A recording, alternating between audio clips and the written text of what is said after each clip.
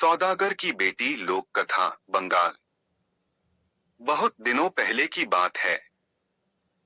एक शहर में एक सौदागर रहता था। उसकी 3 पुत्रियां थीं। तीनों देखने में अति सुंदरी, एकदम राजकन्या की तरह। सौदागर अपनी बेटियों को बहुत प्यार करते थे, लेकिन छोटी बेटी से उन्हें विशेष प्रेम था। एक बार सौदागर व्यापार के सिलसिले में विदेश जाने लगे तो तीनों बेटियों से पूछा कि वे उनके लिए क्या लाएं। बड़ी बेटी ने कहा, मुझे चाहिए एक सोने की थाली। मझली बेटी ने कहा, मुझे चाहिए एक सोने का पंखा। छोटी बेटी बोली, मुझे एक सोने का सेब चाहिए।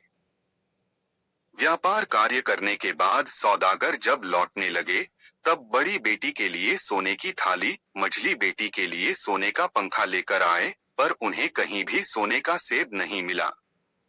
दोनों बेटी अपनी इच्छित वस्तु पाकर बहुत खुश हुई। सोने का सेब नहीं मिल पाने के कारण छोटी बेटी लेकिन दुखी नहीं हुई।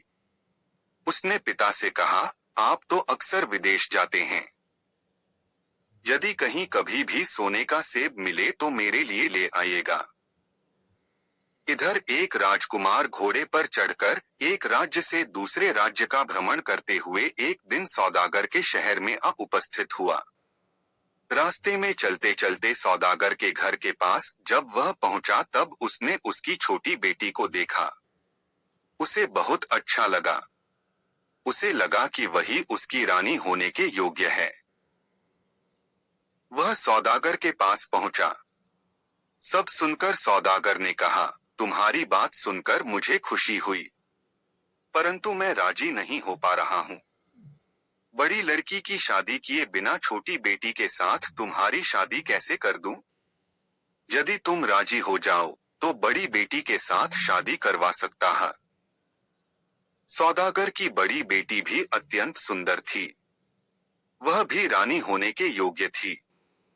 राजपुत्र ने कहा, मैं आपकी बात पर राजी हूँ।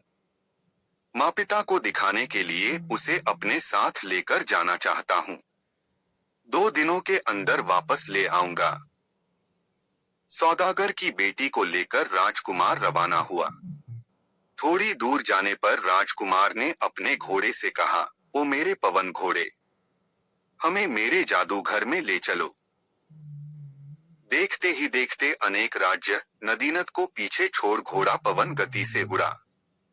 कुछ देर बाद घोड़ा जंगल के भीतर एक छोटे से घर के दरवाजे के समीप रुका। घोड़े की पीठ से उतरकर राजकुमार लड़की को लेकर घर के अंदर गया। घर के अंदर के कमरे अत्यंत सुसज्जित थे।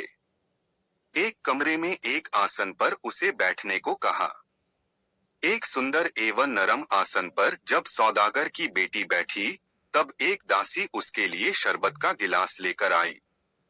राजकुमार के अनुरोध पर सौदागर की बेटी ने शरबत पी लिया।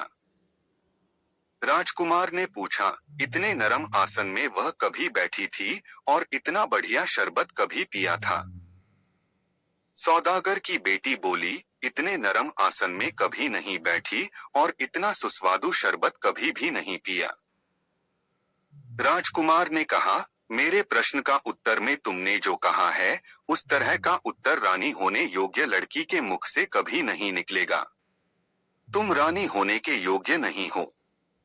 चलो तुम्हें तुम्हारे पिता के घर छोड़ देता हूँ। राजकुमार सौदागर की बड़ी बेटी को लेकर सौदागर के घर की ओर चला। इसके बाद सौदागर की मझली बेटी को लेकर राजकुमार अपने उसी घर में पहुंचा। उसी तरह की घटनाएं घटी। नरम आसन में बिठाने एवं शरबत पिलाने के बाद राजकुमार ने उससे भी वे ही सवाल किए। मझली बेटी ने भी कहा कि इतने नरम आसन में वह कभी नहीं बैठी और इतना बढ़िया शरबत उसने कभी नहीं पिया। उत्तर सुनने के बाद राजकुमार ने कहा, तुम रानी होने के योग्य नहीं हो। वह उसे उसके पिता के घर वापस ले गया। अंत में छोटी बेटी की बारी आई। अन्य 2 बहनों की तरह उसे भी नरम आसन पर बैठाया गया एवं पीने के लिए शरबत दिया गया। उसके बाद राजकुमार ने उससे पूछा, इससे भी नरम आसन पर तुम कभी बैठी थी?